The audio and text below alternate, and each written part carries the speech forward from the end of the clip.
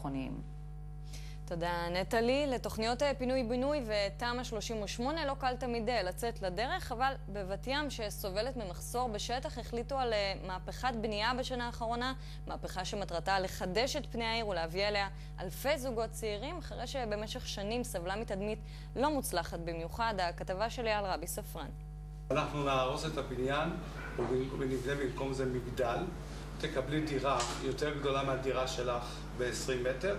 אנחנו כבר מבוגרים, אין לנו מעלית, ואני מברכת על זה.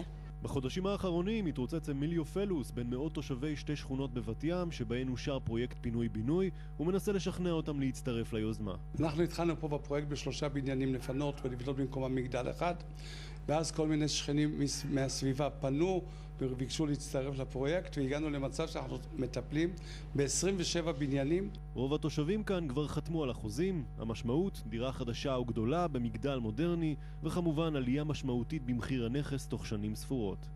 אני בת 80. מתי זה יהיה? 80 זה לא מבוגר, והדבר השני, זה ייקח עוד 3 שנים שאת תראי את הבית.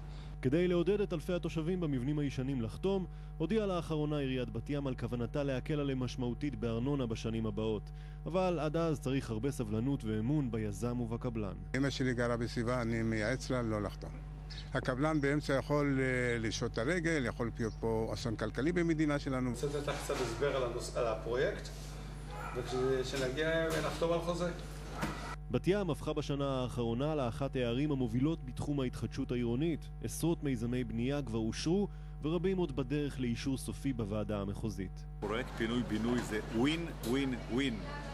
הרשות המקומית מרוויחה, הדיירים מרוויחים בזה שמשפרים את מצבם לאין שיעור, והיזם גם אמור להרוויח. ניתן לראות באזור הנביאים שיש לנו תמ"א מאוד מאוד גדולה, באזור של יוסף טל, שאנחנו מבצעים פינוי-בינוי מאוד מאוד גדול.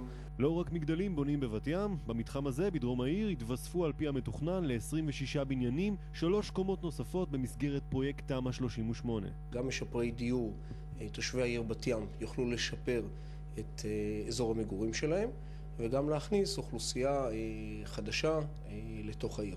לבת ים אזלו עתודות הקרקע. פינוי-בינוי ותמ"א 38 הן למעשה האופציות היחידות של העיר להתפתחות. תוך כמה שנים זו כבר לא תהיה בת ים הישנה והמוכרת. בעניין הזה מצטרפת אלינו